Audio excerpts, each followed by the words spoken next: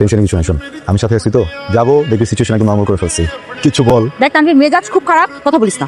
Office সব বাদ দিয়ে তোর সাথে গেলাম, এমন ব্যবহার তো মানা জানা।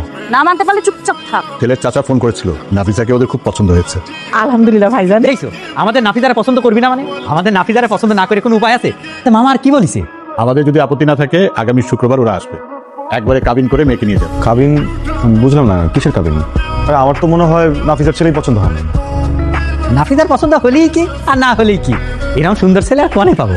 মানুষের পছন্দ অপছন্দ বলে কি কিছু নাই বাবা। দেখো তোমরা যে কোনো সিদ্ধান্ত নাও, বাট এর আগে একবার একটু ভেবে কিন্তু নাফিসা। তুই এত নেগেটিভ কথা কইছিস কেন?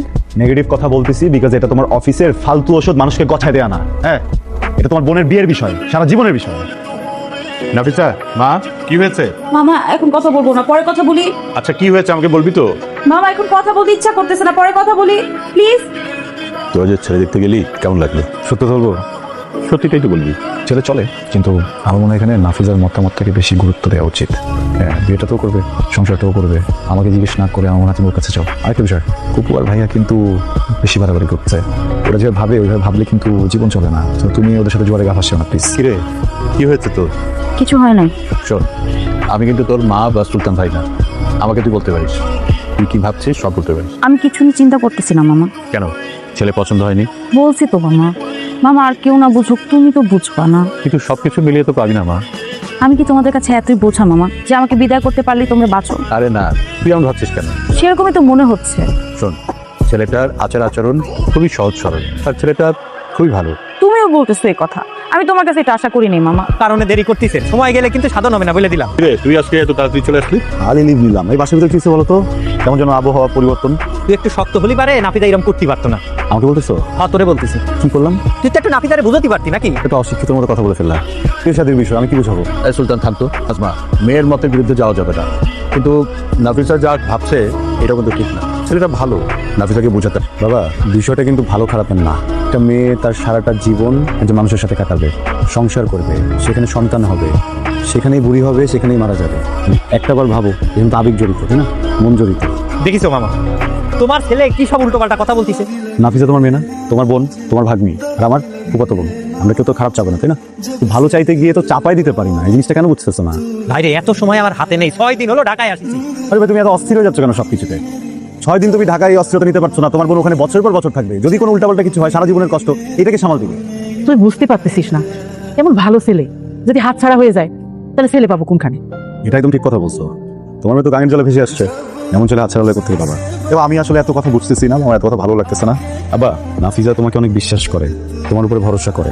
মেয়েটার হয়তো বা তুমি মামা, ও কিন্তু তোমাকে সারা জীবন বাবার মতো সম্মান করে গেছে।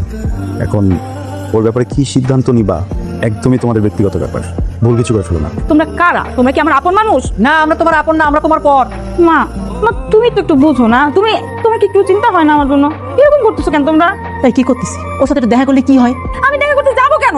2 দিন পরে জুলাসের সাথে তোর বিয়ে, ওর সাথে বাইরে হলে কি মহাভারত অশুদ্ধ হয়ে যাবি? তোর কিন্তু বেশি ঢং বাড়ছে, এত ঢং কিন্তু ভালো না। হ্যাঁ, একদম ফালতু কথা বলবা না, বুঝছো? মারো, মাইরা ফেলো আমাকে তোমরা। বড় ভাই হিসেবে তো তোমার এটাই দায়িত্ব, এটাই তোমার চেহারা। আমার তো কিছু থাকলো না তানভীর, কি করবো বলবো? ভাবছিলাম মামা আর তুই মিলে অন্তত কিছু একটা করবি, কিন্তু তোরাও কিছু করতেছিস না, করলি না। আমি তো না। লাভ কি? তুই না হস আর না যাওয়ার হয়ে গেছে, এখন কি করবো? হ্যাঁ বাবা বলো, তুই কই? সাইড ভিজিট আসছে। তুই একটু তাড়াতাড়ি বাসায় আসতে পারবি? কেন? ওই যে নাফিজা রাগ করে বাসা থেকে বের হয়ে গেছে। কি বলো? আচ্ছা আমি কল দিয়ে দেখতেছি। হ্যাঁ তুই একটু দেখতো ও ফোন ধরে কিনা। আমি কিন্তু যাবো না তানভীর, আমার বলিস তার বাসায় যাওয়ার কথা। না বলে বেরিয়েছিস? বলে বেরোবো? আমি কি পাগল? বলছি না মাইরা ফেললাম, বাসা যাবো না। তাহলে কি করবি? যে এদিকে 2 চোখ জ্যাম, চলে যাবো, বাসা যাবো না।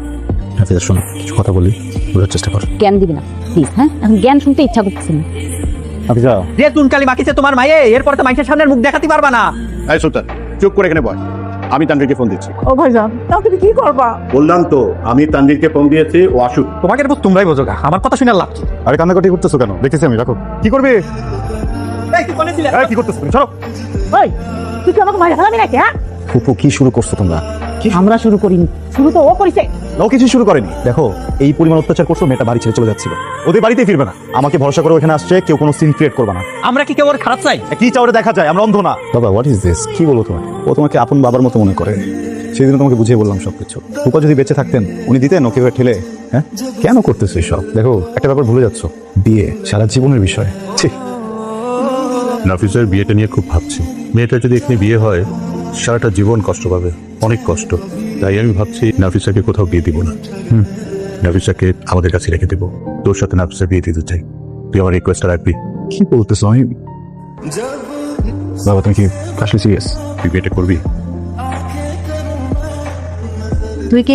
তুমি কি এখানে বসে থাকবা? বসতে পারবি? কথা বলতাম।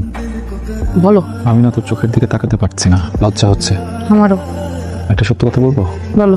আমি তোকে ভালোবাসি না, কখনো বাসিও নি, কিন্তু আমি তোর সাথে অনেক কমফোর্টেবল। আমি জানি তুইও আমার সাথে কমফোর্টেবল। আমাদের আন্ডারস্ট্যান্ডিং অনেক ভালো। দেখ, অ্যারেঞ্জ ম্যারেজগুলোতে দুইটা মানুষ তো শুরুতে দুজনকে ভালোবেসে বিয়েটা করে না, তাই না?